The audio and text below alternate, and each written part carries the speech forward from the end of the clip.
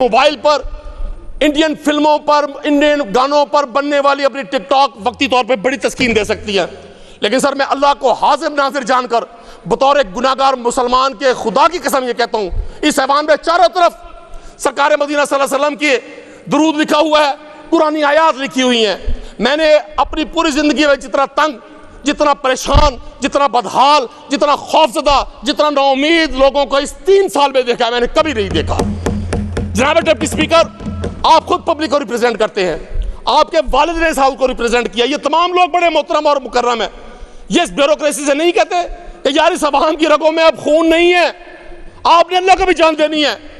سر ایک سائنٹیفک تحقیق ہے، اگر کوئی بڑا حادثہ نہیں ہوتا دنیا بھی 4000 سال قائم رہ سکتی ہے۔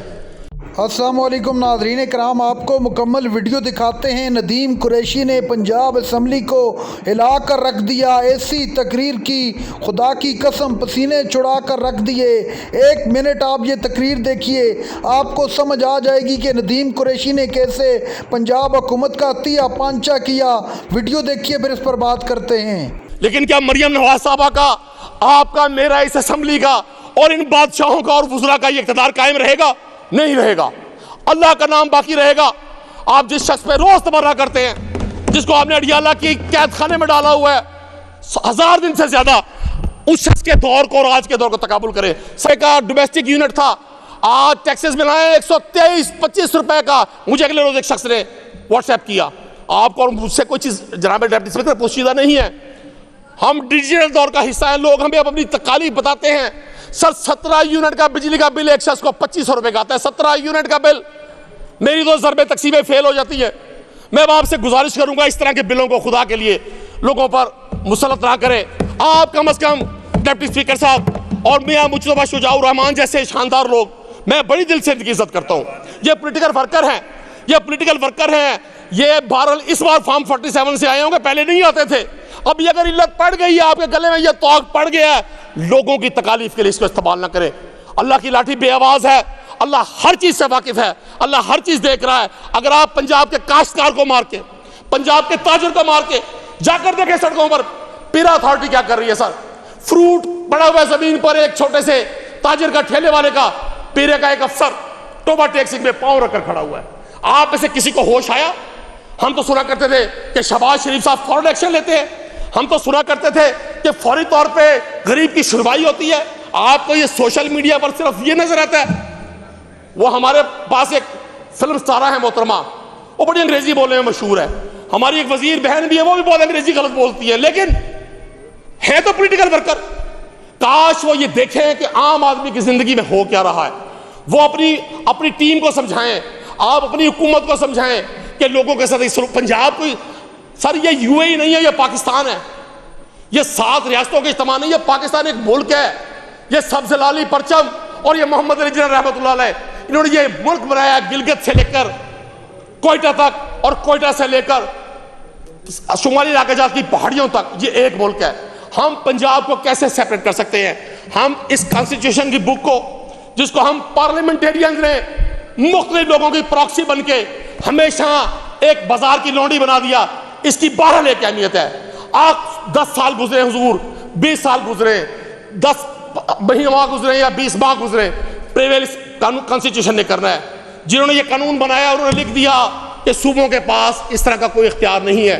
میں نہیں سمجھتا کہ ہم بطور اپوزیشن کے رکن کے آپ کو یہ اجازت دیں، اور آپ دیکھیں آپ پنجاب کے لوگوں پر جو ٹریڈ کریں گے یا پنجاب میں ٹریڈ کریں گے ان پر ٹیکس لگانے جا رہے ہیں، اور حاضرین دیکھیں 12 لوگ بیٹھے ہوئے ہیں۔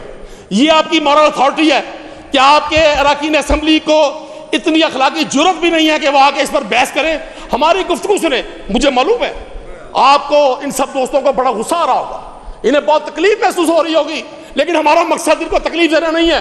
ہمارا مقصد سر موزن والا ہے۔ موزن جب صبح 4 بجے کہتا ہے حی علی الصلاۃ، حی علی الصلاۃ، اس کا مقصد مسجد بھرنا نہیں ہے، اس نے اپنا کام کر دیا۔ وہ کہتے ہیں دریا کو اپنی موج کی طغیانیوں سے کام، دریا کو اپنی موج کی طغیانیوں سے کام، کشتی کسی کی پار ہو یا درمیان رہے، خدا را لوگوں پہ رحم پائیں۔ اگر آپ کے ہاتھ یہ اختیار آ گیا ہے، اگر آپ کو کسی بھی طرح سے یہ سارا سلسلہ بن گیا، اور مجھے آج بھی डिप्टी स्पीकर साहब यकीन है चीजें बहुत हो रही हैं। कल जब हम इक़्तिदार में उधर थे, मियां मुज्तबा शुजाउर रहमान साहब खिताब किया करते थे, मलिक अहमद खान साहब बोलते थे, आप बोलते थे, मुझे आज पता चला वो हमारे खिलाफ चार्जशीट थी।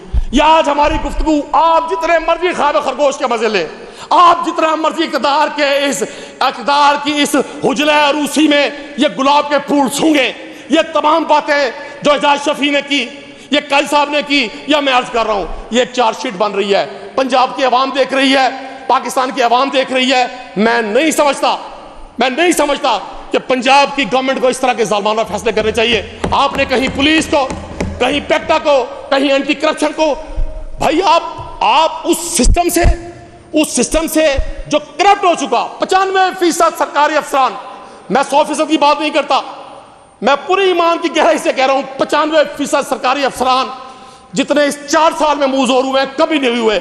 वो हमें कहते हैं जी फला उसका था फॉर्म 47 मैंने खुद बनाया था। आपकी क्या हैसियत है? आपने तो मतलब पीटीआई अपोजिशन की वजह से फारिग, और तुसी सर फॉर्म 47 के चक्कर ए रब नूं पता है कदे कोल फॉर्म 47 सी ते कदे कोल नहीं सी। लेकिन राणा साहब सुन ले, आप बोल लीजिएगा ना, जानी बोल लीजिएगा, आप बोल लीजिए। डिप्टी स्पीकर साहब, मैंने गुजारिश करनी है, मैं यही चाहता था कि पंजाब के लोग देखें कि ये सच सुनकर इनको कैसे तकलीफ होती है, ये सच से किस तरह इस्तेमाल करते हैं। बिल्कुल नामुनासिब है, ऐसी बात नहीं। डिप्टी स्पीकर साहब देखिए, मैं आप गुजारिश करूंगा, यकीन करें, मुझे यकीन नहीं है, वो लंदन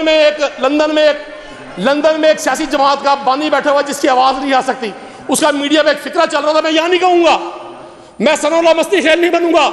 उन्होंने कहा था ये मुल्क में आगे फिक्रा आप सुन ले, क्या ये इस पंजाब में क्या चल रहा है, मैंने खाली जगह छोड़ दी है, आप जाके यूट्यूब में सुनिएगा एमकेएम के बानी ने क्या फिक्रा कहा था। इस मुल्क में, इस सूबे में ये जो कुछ आप कर रहे हैं लोगों के साथ, आपका ये सलूक तारीख लिख रही है। अब की बार ऐसा नहीं होगा, अब की बार ऐसा नहीं होगा कि इक़्तिदार आप पे तवील अरसे तक बैठा है। हमें भी लोग कहते थे 2028 तक का प्लान है, जमीन बोस हो गई सर, मैं इसकी मुखालफत करता हूं। मैं आपसे बतौर अपोजिशन रुकन के अपने तमाम भाइयों से आजी और इनके सारी के साथ गवर्नमेंट बेंचेस पे रिक्वेस्ट करता हूं कि सर आप हल्कों से आए हैं, आप पब्लिक के रिप्रेजेंटेटिव हैं, यार लोगों पे इतना जुल्म ना करें यार लोगों पे तरस खाएं, लोगों पर अल्लाह के लिए तरस खाएं।